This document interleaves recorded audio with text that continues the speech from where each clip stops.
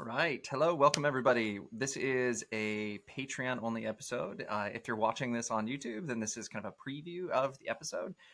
These are episodes that we use to really kind of bring the ideas of the previous couple of episodes together and really talk about things that stood out to us, get kind of personal with some of this information in a different way than just kind of talking about all of this information. And this month, we really got into the serotonin system. We started with psychedelics and how psychedelics really kind of impact the 2A receptor system, which seems to be a lot more cortical. And then in the last episode, we got into antidepressants, which are also working on serotonin, but seem to be working on a completely different kind of section of the serotonin system, the kind of 1A receptors that seem to be more subcortical, more involved in kind of emotion, emotional blunting, or whatever that may be, more inhibitory. But I think we're just going to kind of get into more of a conversational kind of flow with this and really talk about kind of what stood out to us. And because this was honestly, especially the psychedelics episode, was such a fascinating episode to jump into, to do the research on. I think we did more research on that one than we had in the last three combined. Welcome to the Social Brain. I'm Andrew. And I'm Taylor. And this is a show where we dive into how the brain works. If you've ever wondered what's going on inside your mind, even the things that you're not even aware of, then this is the place where we can unpack that and really explore it.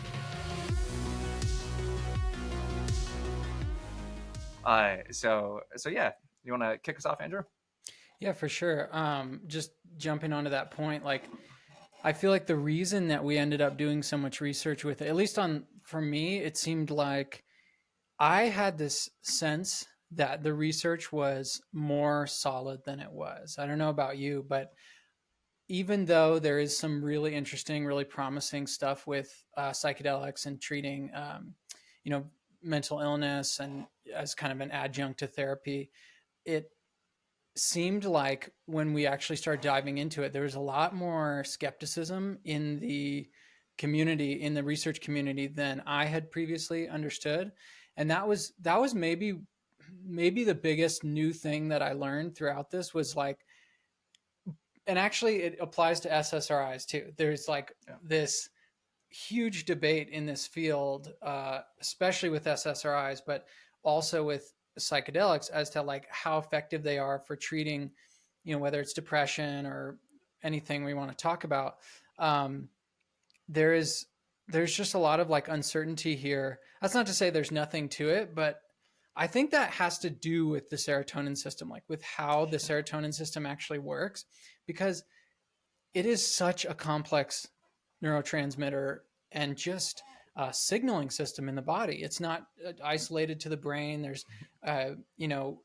receptors for serotonin all over the body. And so when someone takes an SSRI or a psychedelic for that matter, it's going to be affecting these systems, not just in the brain, but in the body. And even just within the brain, how many different types of receptors there are. Like you were mentioning, the 2A system and the 1A system, but then there's 7 other others. Families of receptors.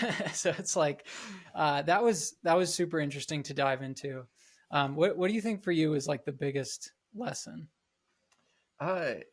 Yeah, I mean, just kind of picking back off of what you said, you were just talking about the complexity in the brain. I mean, there's an entire other enteric serotonin system that's all in the body.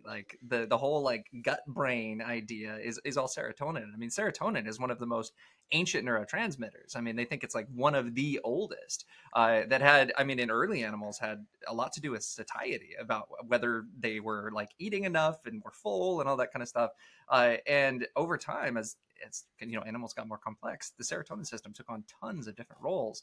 And I think that's where something that really stood out to me is this just desperate attempt for reductionism in a lot of this, of really trying to say depression is this thing, right? Is serotonin on both sides, right? Because you have psychedelics pushing this, you have antidepressants pushing this, and really kind of what stood out to me is that the treatment is pushing the explanation, right? That we found something that seems to work for a certain amount of people. Antidepressants, despite the not great efficacy, do actually help a lot of people, right? We talked about there not being a huge difference in terms of the reduction on the depression scale between antidepressants and placebos. But when you look at that at scale, right? Because we're talking about a like 2 or 3 points on a depression scale or whatever, but you have to take into account the statistics that go into that. And when you blow that up to a really large population, that's actually helping a really large amount of people, right? But just because it's helping people doesn't mean that's the cause of depression, right? You gave the great analogy in our episode last week of acetaminophen, like Tylenol, right? Just because Tylenol fixes headaches doesn't mean that our brain is like lacking acetaminophen, right? And I think that's really where I'm enjoying watching where the field's going with a lot of this stuff. I think a lot of the hype around psychedelics, around ketamine, around all of these kind of new treatments are really because there's kind of a desperation for something that works better than what we have, right? We've been doing the same thing for 30 years, and there's a lot of people that are kind of fed up with the story of like the broken brain and the chemical imbalance or whatever it may be, and they're looking for something different and something new.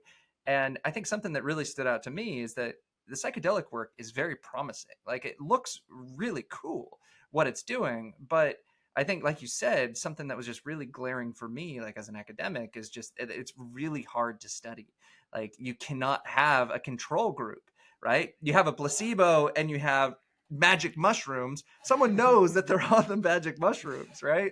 Yeah. And that introduces a ton of bias in terms of like them coming in thinking that this experiment was going to fix their depression and all of these kind of things.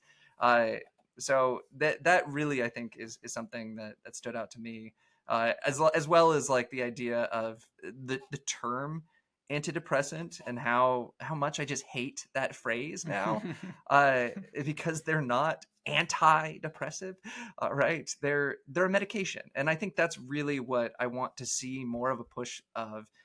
In a lot of this science is really more of a medication central approach rather than like a mechanistic something's wrong with you approach. Like, what is this medicine doing, right? It's not fixing you, but it is doing something to your brain that's relieving some of your symptoms. And I think that needs to be more at the forefront in terms of like informed consent, right?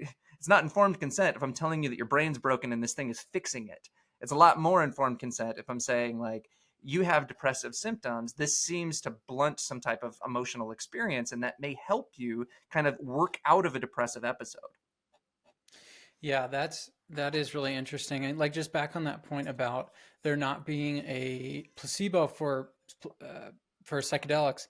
One of the things I don't think we really touched on, but it came up in our research was this new field of like synthetic pseudo psychedelic plastogens. I'm not using the right terms, but the idea is like these drugs that are designed to affect the 2A system, the same system that is affected by psychedelic drugs, but not have the like classic psychedelic effects, not have the psychological, experiential effects that LSD and psilocybin do. And I think that might be, that could be a route forward in gaining, a kind of placebo for these studies. Like, is it that the experience of the psychedelic itself, the kind of psychedelic journey, the trip itself, is critical for this, sometimes improvement in depression or other symptoms, or is it this just the kind of opening of that, quote unquote window of plasticity? Because that was, I can't remember the researcher's name, but he runs a company that designs these kinds of drugs. And I think that could be a super interesting path forward, that if we could develop drugs that simply like open up the plasticity of the 2A system and see if that is critical for the effects that we see with psychedelics, or for, relieving symptoms of depression and actually maybe even curing some cases of depression. My suspicion is that it will require the psychological work. It will always require the therapy, or even if it's just, on one's own, like if it's, we have to do that kind of psychological, cognitive, behavioral work. I think that's going to be a part of it, but it'll be interesting to see, like you said, where the field goes in the coming years. A couple of things kind of came up for me with that, right? in terms of these synthetic drugs, like it's a really good point, right? Because something that really stood out to me with just kind of the psychedelics in general and the facilitation process, right? Like people have a very different perspective of like taking magic mushrooms with their friends, right? You're out, you're having fun. A lot of the times you're suppressing a lot of the actual kind of effects of the drug because you're maybe out in public, or you're trying to hide it because it might be an illicit substance or whatever. But the facilitation environment is absolutely different, right? It is very therapeutic. And that's something that is really hard to tease apart, is whether or not that whole kind of process of going through the facilitation, of putting on, eye shades and listening to classical music and sitting on a couch for 6 hours and being coached in terms of like, look, this is what this kind of psychedelic experience is going to be like. You might experience some really kind of intense visuals and some scary visuals. And I want you to approach those scary things. I want you to approach them with curiosity. I want you to try to understand these emotions and these things that are coming up, right? If you really think about that, like that is very therapeutic. You're telling them to approach things that they're afraid of, to confront things inside of them, right? And the drug might be helping to do that, but how much is the drug and how much is the actual individual effort in that kind of whole experience of doing that, right? And you're right. Like if there is something that could open up these plasticity windows by kind of connecting to these 2A receptors and still give relief, then it shows that there is some part of the drug that's maybe separate from the therapeutic aspect that might be kind of providing some kind of benefit. But something that really stood out to me, that, I mean, you listen to these people that do facilitation. I have a friend here in Oregon that does facilitation services, that the way that these clients come back and talk about the experience is, it's very kind of like it's existential, right? It's like, this was something profound in my life that very much changed the way I think about who I am, my connection with other people, my connection with reality. You don't get that from taking an antidepressant, from taking a shot, from smoking a joint, whatever it is, right? Like they're talking about it in the same kind of vein as the birth of their child or their marriage. Like this, I got married, I had a child, and then I took a magic mushrooms, right? There's definitely something there that I think is worth digging into, and is worth trying to understand. Like, why is it that people are coming out of these psychedelic experiences with these really profound kind of existential experiences afterwards? Yeah.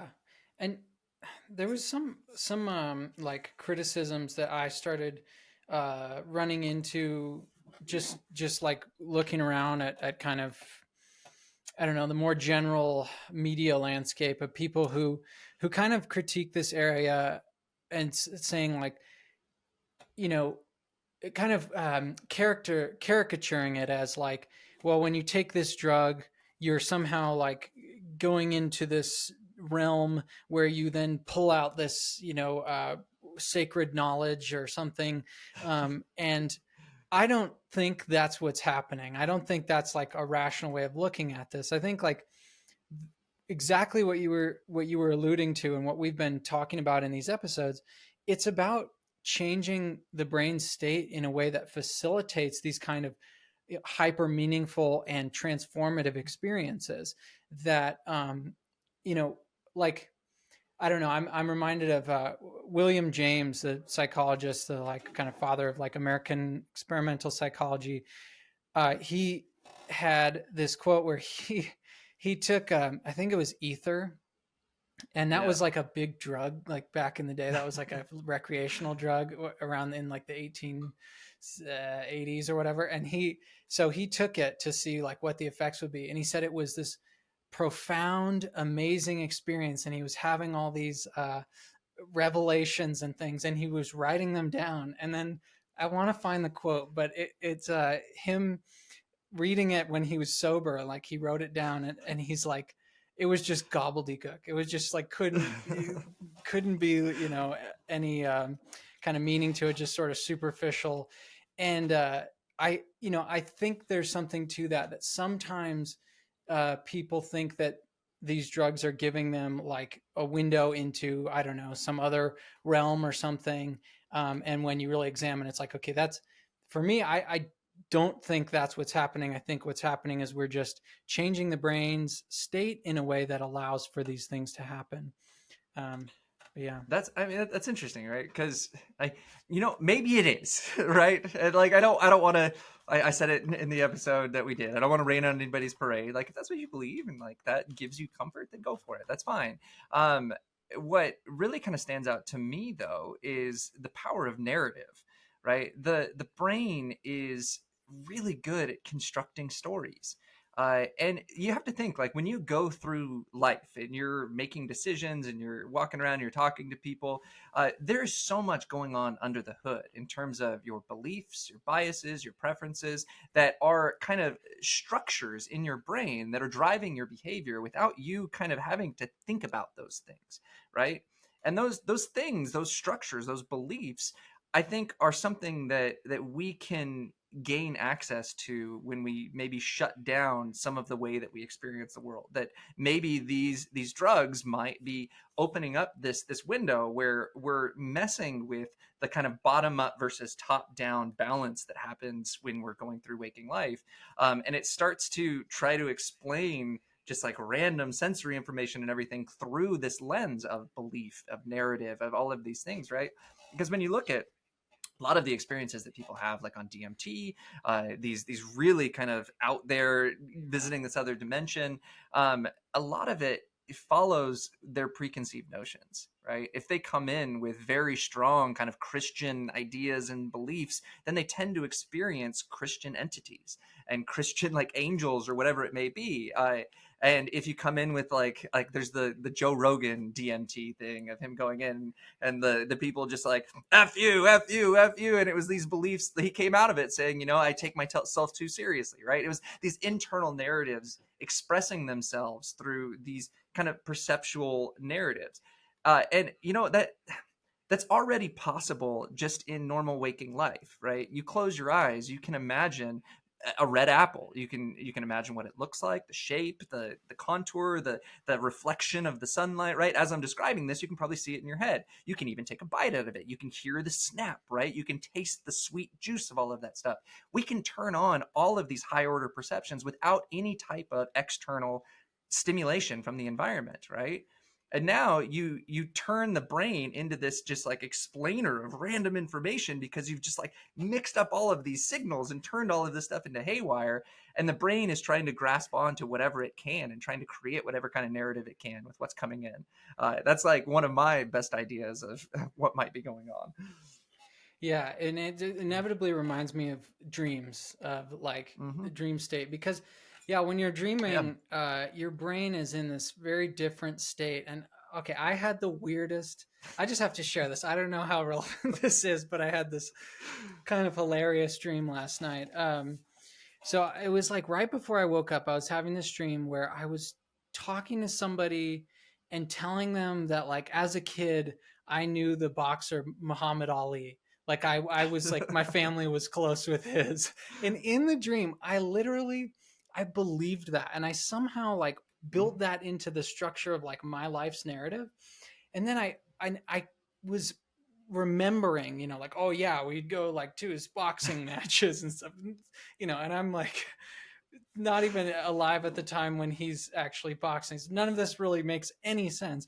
And then I wake up a few minutes later and I'm like, wait, no, no, none of that's true.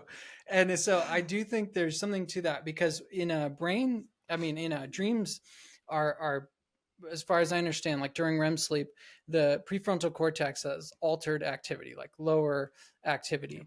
And so there's less of this top down control over this meaning making, over this, like, I was thinking of it as like sort of fact checking. Like it's not really there to evaluate the truth of what's happening, and just the default is like, oh yeah, that's true, and so I don't know, bringing it back to psychedelics, I do think there's something exactly to what you were saying about the kind of change of the top down versus bottom up perceptual and just like meaning making experiences. And it's a good question. Throughout our research, I never saw something about the prefrontal cortex being specifically affected by psychedelics, but I don't know. I mean, I did see some You saw, downregulation. I okay. mean, you have downregulation of the default mode, which is a Mm-hmm. lot of these prefrontal circuits and everything. Which I mean, a lot of what, especially what like Robin Carhart Harris is talking about, is this idea of just you have a bunch of bottom up kind of noise coming up without a lot of top down check. And it's really interesting what you're saying about dreams, because there's a lot of people that describe their experience coming out of psychedelics as being more real than real life, right? It's this the Right. same thing you were just describing with like Muhammad Ali, right? Like that when you're in it, like you're in it, right? And they see this with like split brain patients, right? If you they talk about the narrator in our brain that's just trying to make sense of everything all the time, that this might be the same thing that's going on with dreaming, because I've even seen some theories about dreaming that you have a lot of random noise that's being introduced, because dreaming is really important for learning, right?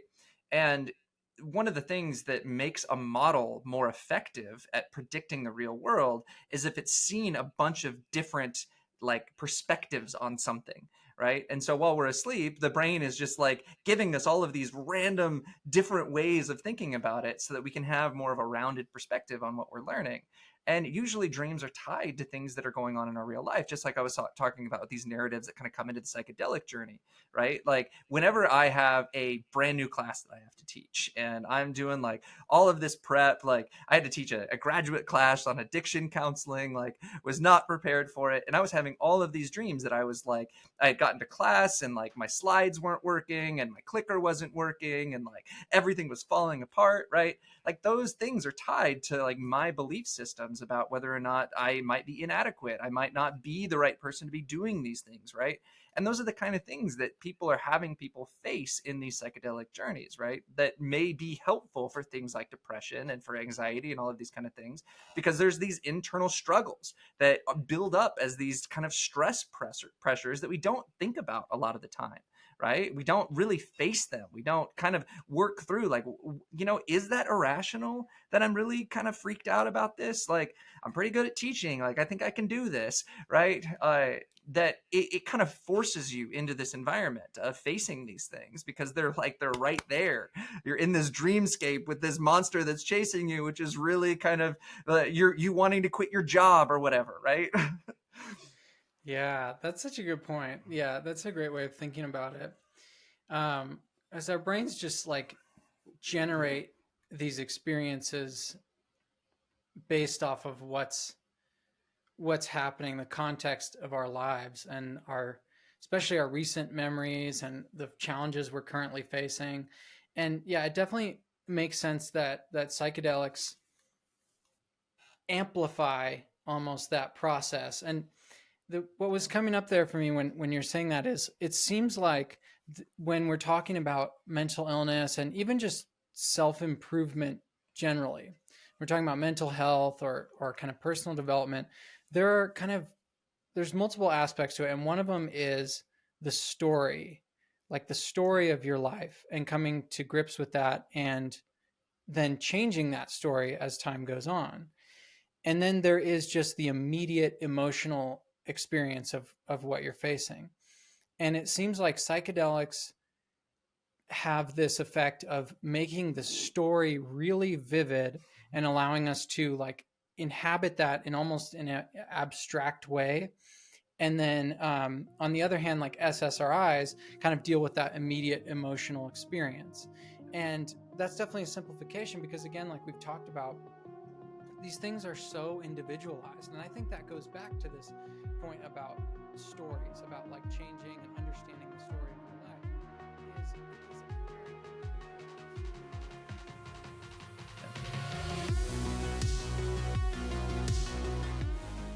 Hey guys, thank you so much for watching this episode of The Social Brain. If you're watching or hearing this right now, it means you're on the public feed.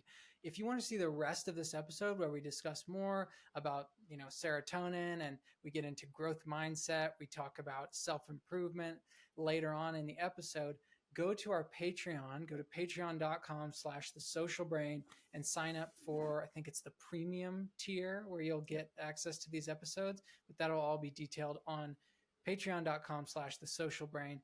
Definitely check it out. We really appreciate any form of support, but we especially appreciate if you are able to contribute, and we show that appreciation by having these exclusive episodes. So definitely check it out if you're interested.